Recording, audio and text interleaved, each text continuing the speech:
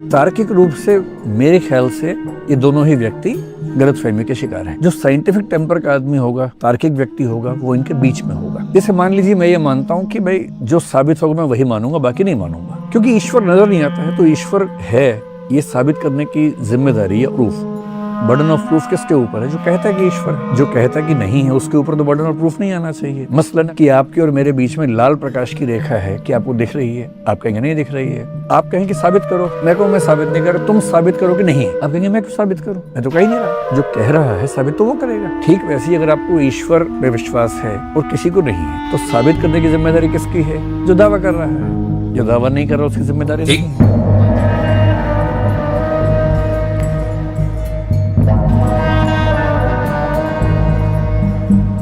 आप पहले existence of God को प्रूव कर दीजिए। आपके पास दलीलों की वैरायटी है जी। मुझे नहीं लगता इस कायनात का एक खुदा है। ये दावा रिलीजन ने किया है, आपने किया है, मैंने नहीं किया है। हमें नहीं, इससे पहले हमें नहीं पता था। अब आप इस दावे को किसी भी ऐसी दलील से साबित कर दें जो मुझे समझ आ जाए, जो हमारे ऑडियंस को समझ आ जाए। ठीक, पहले बात की बर्डन टू प्रूफ। जी, हम बर्डन टू प्रूफ पे ही बात करते हैं। पहले आप जो मुल्हिदीन का एक जो कॉमन तरीका होता है वो ये कि नहीं जी, ये तो मोमिनीन का काम है कि वो खुदा के वजूद को साबित करें, हमने तो दावा किया ही नहीं। जी बिल्कुल। आपने अपनी जो किताबें लिखी हैं, जिसमें आपने ह्यूमन हिस्ट्री लिखी है पूरी, अभी हालांकि मैंने वो किताबें नहीं पढ़ी हैं, आपने जो मुख्तसरा उसका तारुफ कराया है, उसमें आपने क्या लिखा कि भाई इंसान रह रहे थे और अचानक थंडर हुआ, अर्थक्वेक आया, फ्लड आया। अब लोगों को ये पता नहीं था कि करें क्या, तो किसी ने कहा कि नहीं ये देवता ने बनाया है ये सारे काम। कहा कि ये मैंने अपनी किताब में लिखा है। आपने कहा ना कि ह्यूमन हिस्ट्री। नहीं, मैं ये जो है एंथ्रोपोलॉजी का मौजू है। ठीक है, ये आप इसको मानते हैं? साइको एनालिसिस का मौजू आप इसको तस्लीम करते हैं? मैं इसको तस्लीम करता हूं, लेकिन ये मैंने अपनी किताब में नहीं लिखा। मैं अपनी इस बात को वापस ले लेता हूं, कोई मसला नहीं है, बाद में तो आदमी भूल चूक हो जाती है, लेकिन बहरहाल आप इसको तस्लीम करते हैं। अब मुझे एक बात बताइए कि जिस आदमी ने ये कहा कि ये सारी चीजें देवता ने बनाई हैं, इंसान तो उससे पहले भी थे, वो तो किसी देवता के कायल नहीं थे। इसका मतलब ये कि आप ये कह रहे हैं कि एथीज्म जो है वो डिफॉल्ट पोजीशन है, तो दावा फिर आपका हुआ। असल एथीज्म जो है डिफॉल्ट पोजीशन है। जी, आप ये कह रहे हैं। आपने एक नई चीज मुतारिफ करवाई, ठीक है। आपने ये कहा कि हमने बताया कि नहीं, एथीज्म डिफॉल्ट पोजीशन नहीं है, बल्कि there is a creator of the universe. नहीं, इंसानियत के आगाज में लोग एथीस्ट थे। सर, इंसानियत से पहले कायनात तख्लीक हो चुकी थी ना आपके नजदीक। लोग तो इंसान थे ना। उस कायनात का खालिक कौन था? ये इसका दावा आपने किया कि इस कायनात का खालिक खुदा था। ठीक है, अब आप साबित करें कि इस कायनात का खालिक खुदा था। आपकी स्क्रीन के ऊपर यहाँ दो अगर आप देख लें, ये कॉलिंस डिक्शनरी है। इसमें जो बर्डन टू प्रूफ अगर आप डालेंगे, इसमें जो एंट्री है वो ये लॉ में, a claimant is someone who asks to be given something which they think they are entitled to. ठीक है, सिंपल सी बात है। आप मुद्दई अगर हैं, यानी मिसाल के तौर पर मैं अपने मकान में रह रहा हूँ और आप आकर ये दावा करें कि यासिर साहब ये मकान मेरा है, ठीक है, तो मुद्दई आप होंगे, मैं मुद्दाले होऊंगा। ऑब्वियसली बात है। तो बर्डन टू प्रूफ आपके ऊपर होगा। आप बर्डन ऑफ प्रूफ लेने को तैयार नहीं। सुन लीजिए, मैं मुद्दई, आप मुद्दई होंगे और मैं मुद्दाले होऊंगा। मेरा काम दलील देना नहीं होगा, आपका काम दलील देना होगा। क्यों? इसलिए कि मैं उस मकान में रहता आ रहा हूं। ये इंसानियत शुरू से किसी मरकजी खुदा में बिलीव करती आ रही है। यही वजह है कि आप अगर किसी भी किताब को उठाएं फिलॉसफी की, तो उसमें जो नॉन एथिस्ट है हिस्ट्री का, वो 500-600 BCE था वो, और इसका नाम डेमोक्रेटिक। इसके अलावा आपके पास कौन सा तरीका है पहचानने का? BC से स्टार्ट हुई है ना, उससे पहले हमारे पास राइटिंग नहीं थी। ठीक, तो आपने कैसे पहचाना? जो टेक्निक है वो हमने 3-4 हज़ार साल पहले इवॉल्व की है। ठीक, ये जो आपका बड़ा इंटरेस्टिंग दावा है कि इंसान हमेशा से किसी कायनात के खुदा के, किसी क्रिएटर के ऊपर यकीन रखता आया है, इस दावे का माखज़ क्या है सर? अब मैं कहता हूं कि नहीं रखता आया, इसका कोई माखज़ है? मुझे यही बता दीजिए ना कि इंसानों ने इस कायनात की जो हमारे नज़दीक जो ये इंसान है प्लैनेट अर्थ के ऊपर, लोअर लाइफ फॉर्म्स से इवॉल्व हुए हैं।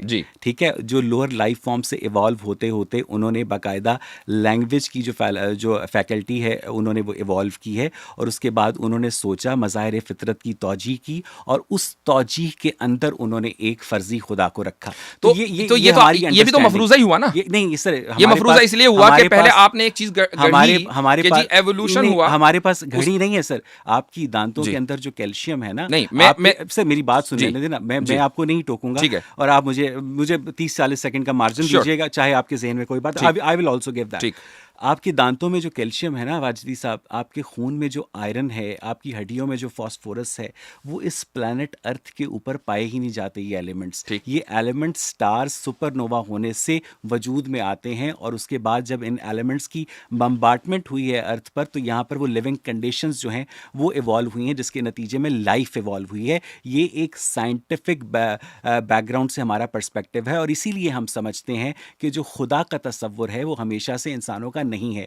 अब अगर आप पहले आदमी हैं मजहबी तबके से जो ये कह रहा है कि बर्डन ऑफ प्रूफ ही हमारे ऊपर नहीं है, जी हाँ। ठीक है, आपने बर्डन ऑफ प्रूफ लेने से ही इनकार कर दिया है, और उससे पहले आलम इस्लाम के जितने उलमा हैं वो बर्डन ऑफ प्रूफ लेते रहे हैं। आज आपने ये डिफॉल्ट पोजीशन जो है वो दावा कर दी है कि तमाम तर जो इंसान है वो किसी न किसी खालिक की मौजूदगी का इकरार करते आए हैं। तो फिर और उसकी वजह यह है कि जो इस वक्त हमारी जो नॉन सिविलाइजेशन है, कदीम एंशिएंट, जो सबसे ज्यादा कदीम सिविलाइजेशन है, उसमें भी अगर आप जाएं और उसकी हिस्ट्री पढ़ें तो उसमें भी किसी न किसी मरकजी खुदा का वजूद है। बाकी जो आप कह रहे हैं उसको आप हाइपोथेसिस तो कह सकते हैं। 1 लाख साल पहले आप उसको हाइपोथेसिस कह सकते हैं, और वो हाइपोथेसिस एक दूसरी हाइपोथेसिस के ऊपर, अब मुझे आप बोलने दें, वो हाइपोथेसिस दूसरी हाइपोथेसिस के ऊपर डिपेंड करती है कि चूंकि एवोल्यूशन हुआ है, चलिए मैंने थोड़ी देर के लिए मान लिया कि एवोल्यूशन हुआ है, अब आपने ये उसके बाद ये मफरूज़ा, इसीलिए मैंने गढ़ने का लफ्ज़ बोला, ये मफरूज़ा गढ़ा चूँकि एवोल्यूशन हुआ है और इंसान जो है वो यहाँ तक पहुँचा,